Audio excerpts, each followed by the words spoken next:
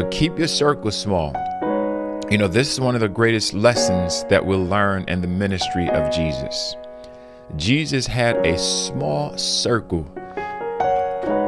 Jesus had a very small circle. Of all the people that he could have chosen, he decided to choose just a handful of people.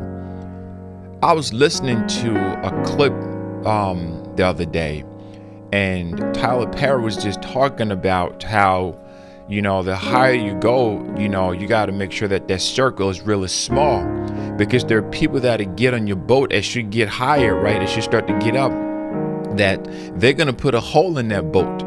And the reason why they're putting a hole in that boat, because they want you to sink with them. They don't like how far you're getting, how high you're getting. So they're going to try to do everything to make sure that you go down.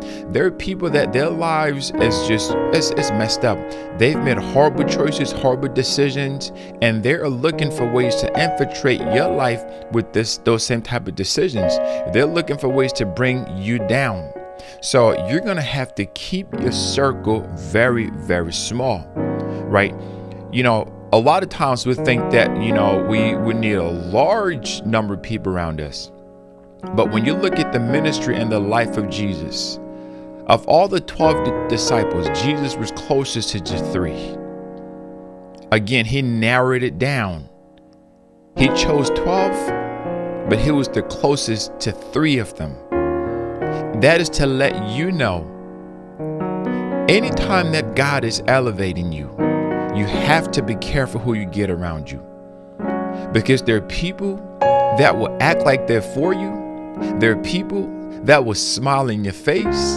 There are people that will act like they support everything you're doing, but they are trying to figure out ways to destroy your life. They're trying to figure out ways to bring you down. They are trying to figure out ways to make sure that you don't rise more than them, because of the choices that they've made that have completely ruined their lives. They want to make sure that you stay down there with them.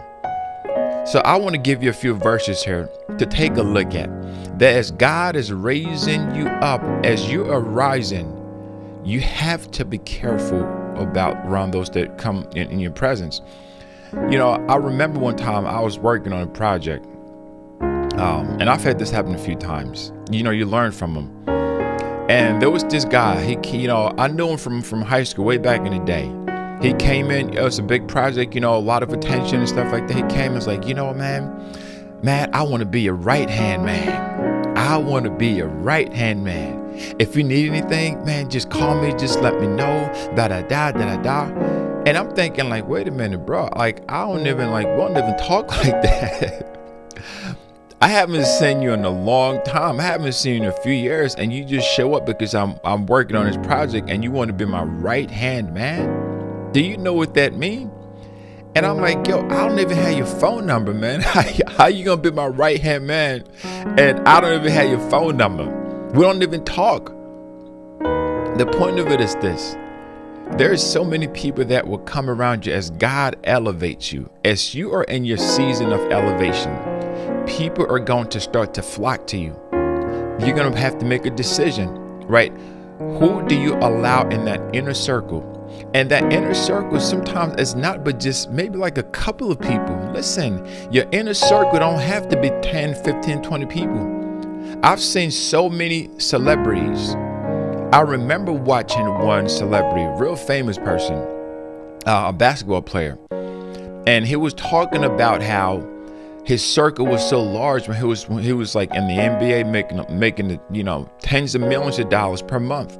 His circle was large. We're talking about 20, 30, 40 people large. And he said that once he left the NBA and the checks weren't coming in that amount, he noticed that it went from 40 to 0. He was by himself again. So that's a lesson that you would have to learn early on. That's a lesson that I've learned since I was a kid. I've never had a large circle around me, right? I've never been part of a clique. I've never had a clique before my whole life. Never had a clique. In high school, I saw kids that they had their cliques, right? You had to dress a certain way. You had to speak a certain way. You had to be something to be part of that clique. And I've always just been a clique of just one, me and Jesus, And when I was a kid, I didn't understand that. It was very painful because I wasn't the type of child to just go hang out with just anybody just for hanging out's sake. Every time that I try to hang out with certain people, it's just always like this invisible hand would just come and just separate me. I couldn't explain it. I didn't really understand it to a large degree back then. Even I knew that the hand of God was upon me. But every time that I tried to associate with certain people, God had just found some way to just cut it off. It wasn't until I got older that I understood even more why that was. And I realized, I said, Lord God, I thank you that you separated me, because most of the people that I wanted to be associated with back then, that God just removed them from my life, they ended up either in jail, they ended up either dead, or something. Their life ended up just tanked. And I said, Lord, I thank you.